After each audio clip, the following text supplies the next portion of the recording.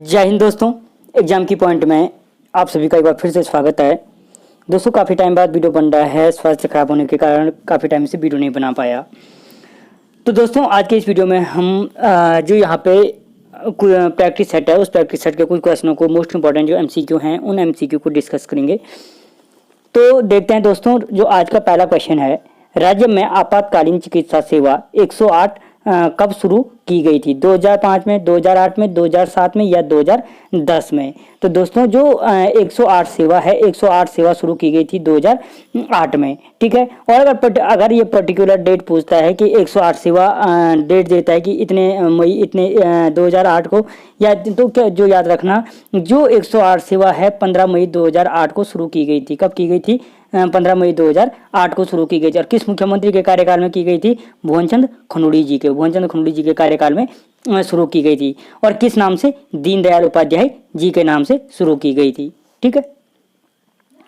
अगला क्वेश्चन, वंदे मातरम योजना का संबंध निम्न में से किससे है? जो वंदे मातरम योजना है उसका संबंध निम्न में से भूतपूर्व सैनिकों से, राज्य आंदोलनकारियों से, गर्भवती महिलाओं से या विकलांगजनों से? तो याद रखना, जो वंदे मातरम योजना का संबंध है, वंदे मातरम योजना का संबंध किससे है? गर्भवती महिलाओं को निःशुल्क उपचार से संबंधित है। और जो ये वंदे मातरम योजना थी, ये वंदे मातरम योजना लागू कब हुई थी? 9 जनवरी 2004 को लागू हुई थी। ठीक है। वंदे मातरम योजना का संबंध पूछे तो गर्भवती महिलाओं को निःशुल्क उपचार से संबंधित योजना है और लागू कब हुई थी? 9 जनवरी 2004 को लागू हुई थी। ठीक है। अगला क्वेश्चन, गौरा देवी के नाम से कौन सी योजना है? जो गौरा देवी के नाम से योजना है वो कौन सी? महिला रोजगार योजना, विधवा कल्याण योजना, कन्या धन योजना या पर्यावरण बचाओ योजना? तो जो गौरा देवी के नाम से योजना है, गौरा देवी के नाम से कौन सी योजना है? कन्या धन योजना लागू है। ठीक है, कन्या धन योजना लागू है। और ये जो इस कन्या धन योजना है या गौरा देवी, उसके तहत क्या है कि जो 12वीं पास बीपीएल परिवार की जो 2 लड़कियां थी उनको क्या था?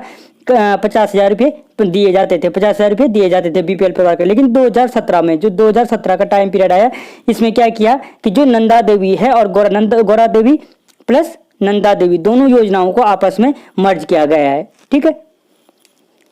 अगला क्वेश्चन, कण्वाश्रम किस जिले में स्थित है? जो कण्वाश्रम है, कण्वाश्रम किस जिले में स्थित है? चमोली में, उत्तरकाशी में, पौड़ी में या टिहरी में?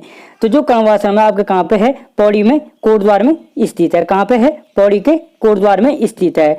और जो कण्वाश्रम है, ये क्या है? दुष्यंत और शकुंतला के प्रेम प्रसंग के लिए प्रसिद्ध है। कौन सा स्थान? कण्वाश्रम। ठीक है। और इसी कण्वाश्रम को कालिदास ने क्या कहा था? किसलय प्रदेश के नाम से पुकारा था। किससे? किसलय प्रदेश के नाम से पुकारा था। किसको? कण्वाश्रम को। ठीक है। और जो भरत थे, भरत का जन्म वृक्ष से संबंधित कौन है? कण्वाश्रम है। और क्या है कण्वाश्रम माली नदी के तट पर स्थित है। चौकी घाट या माली नदी के तट पर स्थित है। कौन सी जगह? कण्वाश्रम। ठीक है। और एक क्वेश्चन और बनता है इसमें कि जो महाकवि कालिदास है, महाकवि कालिदास ने अभिज्ञान शकुंतलम की रचना कहाँ पे की थी? तो वो स्थान भी कौन सा है? कण्वाश्रम है। ठीक है। अगला क्वेश्चन, देश का प्रथम कृषि विश्वविद्यालय 1960 में स्थापित किया गया था। 1960 में देश का प्रथम जो कृषि कहाँ पे स्थापित किया गया था? ये तो सीधे सीधा ऑप्शन है, कहाँ पे? पंतनगर में स्थापित किया गया था। और अगर पूछा जाए कि भारत में कृषि कुंभ मेले का आयोजन कहाँ पे किया जाता है, तो जो कृषि कुंभ मेले का आयोजन है वो भी कहाँ पे किया जाता है? पंतनगर में किया जाता है कृषि कुंभ मेले का आयोजन भी। ठीक है। अगला क्वेश्चन, जो गढ़वाल समाचार पत्र है, गढ़वाल समाचार पत्र प्रकाशित होता था, जो गढ़वाल समाचार पत्र है, गढ़वाल समाचार पत्र प्रकाशित कहाँ से होता था? देहरादून से, कोटद्वार से, इलाहाबाद से या पौड़ी से? तो जो गढ़वाल समाचार पत्र प्रकाशित होता था वो आपके पौड़ी से प्रकाशित होता था। अगला क्वेश्चन, राज्य के किस विश्वविद्यालय को 2009 में केंद्रीय विश्वविद्यालय का दर्जा दिया गया? एचएनबी गढ़वाल विश्वविद्यालय को, दून विश्वविद्यालय को, कुमाऊं विश्वविद्यालय को या जीबी पंत कृषि विश्वविद्यालय को? तो दोस्तों जो राज्य में 2009 में केंद्रीय विश्वविद्यालय का दर्जा दिया गया वो दिया गया एचएनबी गढ़वाल विश्वविद्यालय को। और जो एचएनबी गढ़वाल विश्वविद्यालय को कहाँ पे? आपके श्रीनगर में स्थित है। और जो गढ़वाल विश्वविद्यालय था, गढ़वाल विश्वविद्यालय को शिफ्ट किया गया कहाँ पे? टिहरी में। ठीक है। टिहरी में इसको पहले नाम दिया गया, इसके पश्चात दीनदयाल उपाध्याय विश्वविद्यालय का, और उसके पश्चात वर्तमान समय में किस नाम से जाना जाता है? श्रीदेव सुमन गढ़वाल विश्वविद्यालय, बादशाही और टिहरी के नाम से जाना जाता है। ठीक है। अगला question, Garhwal ancient and modern पुस्तक के लेखक हैं। गढ़वाल एंशिएंट एंड मॉडर्न पुस्तक के लेखक कौन है? एसवी डबराल, ए परमार ने लिखी, जीसी पांडे या पातीराम? तो दोस्तों याद रखना, जो गढ़वाल एंशिएंट एंड मॉडर्न पुस्तक है, गढ़वाल एंशिएंट मॉडर्न पुस्तक के लेखक कौन है? पातीराम। कौन है? पातीराम। और अगर इनका पूरा नाम देखें हम, तो जो इनका पूरा नाम क्या था? डॉक्टर राय बहादुर पातीराम। किस नाम से पूरा नाम क्या था? डॉक्टर राय बहादुर पातीराम। क्योंकि कभी कभी अगर वो कंफ्यूज करने के लिए कोई चीज आगे के नाम चेंज कर देगा और पीछे से हर नाम के पीछे पातीराम लिख देगा, तो फिर आदमी वहीं पे फंस जाएगा। ठीक है, तो डॉक्टर राय बहादुर पातीराम थे। अगला क्वेश्चन, प्रसिद्ध पुस्तक मसूरी मेडले के लेखक हैं चंडी प्रसाद भट्ट, प्रोफेसर गणेश सैली, चंद्रप्रभा एतवाल या पूर्ण चंद्र पांडे? तो दोस्तों याद रखना, जो प्रसिद्ध पुस्तक मसूरी मेडले के लेखक हैं वो कौन है? प्रोफेसर गणेश सैली हैं। ठीक है। अगला क्वेश्चन, हिमालयन गजेटेरियर के लेखक थे। जो हिमालयन गजेटेरियर किसकी पुस्तक है? पी बैरन की, जिम कॉर्बेट की, ई एटकिंसन की या विल्सन की? तो ये रचना प्रसिद्ध, इसके हिमालयन गजेटेरियर के लेखक कौन है? जो हिमालयन गजेटेरियर के लेखक हैं वो कौन है? ई एटकिंसन। ठीक है।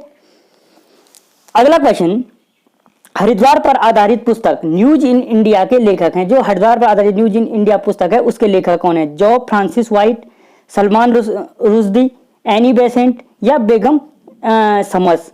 तो दोस्तों जो हरिद्वार पर आधारित पुस्तक है न्यूज इन इंडिया, जो न्यूज इन इंडिया पुस्तक है उसके लेखक कौन है? Job Francis white. ठीक है। अगला question, national academy of public administration कहाँ स्थित है? जो नेशनल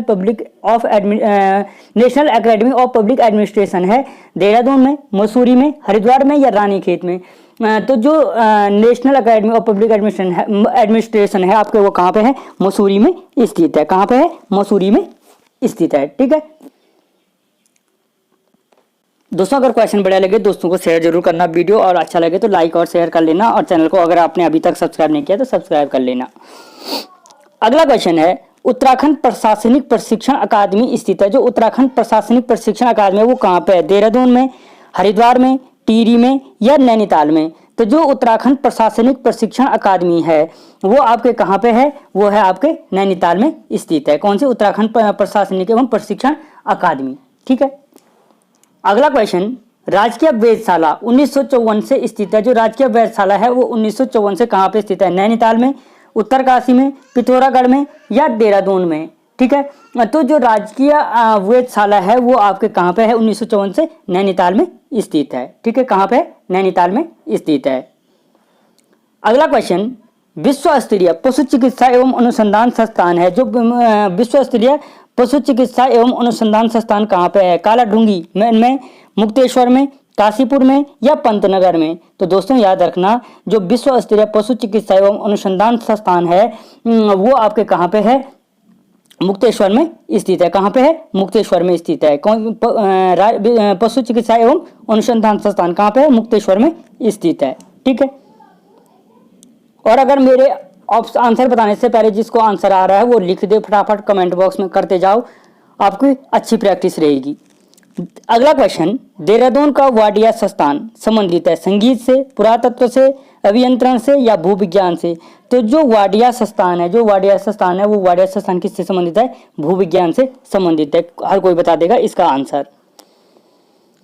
अगला क्वेश्चन, केंद्रीय भवन अनुसंधान संस्थान कहाँ पे है स्थित है? जो केंद्रीय भवन अनुसंधान संस्थान है वो कहाँ पे है? हरिद्वार में, देहरादून में, टिहरी में या रुड़की में?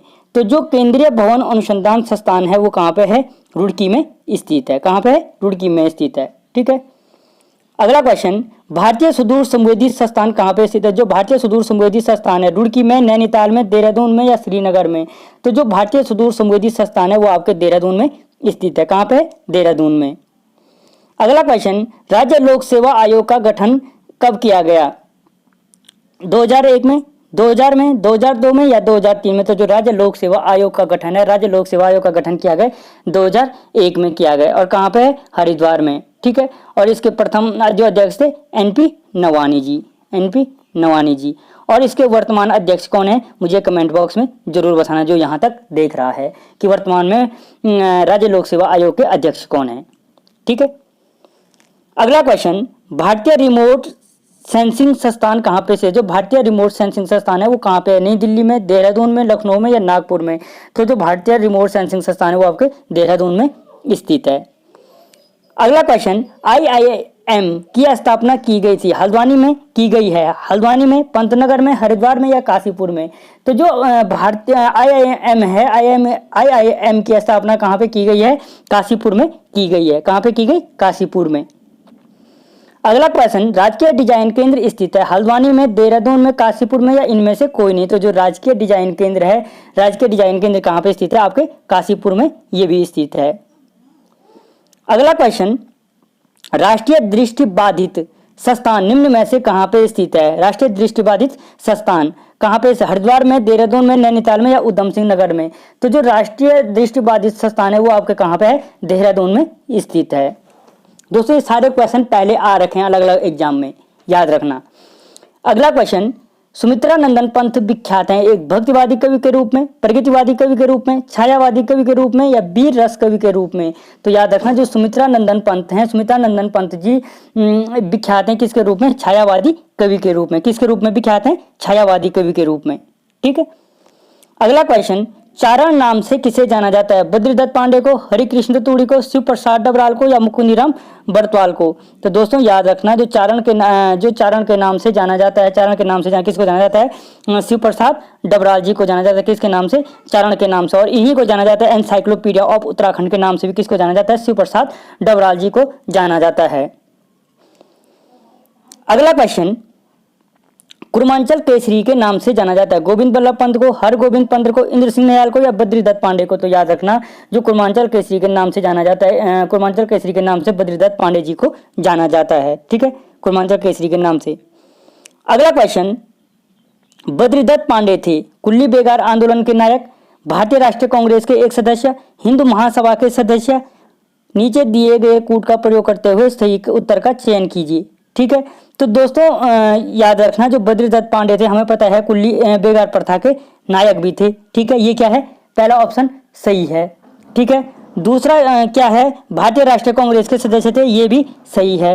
हिंदू महासभा के सदस्य, ये क्या नहीं थे, हिंदू महासभा के सदस्य नहीं थे। ठीक है, तो इसमें से ऑप्शन, इन ऑप्शनों में से सही ऑप्शन कौन सा होगा, 1 और 2। कौन सा है, 1 और 2। यानी जो बद्रीदत्त पांडे थे वो क्या थे, कुल्ली बेगार आंदोलन के नायक और भारतीय राष्ट्रीय कांग्रेस के सदस्य थे। ठीक है।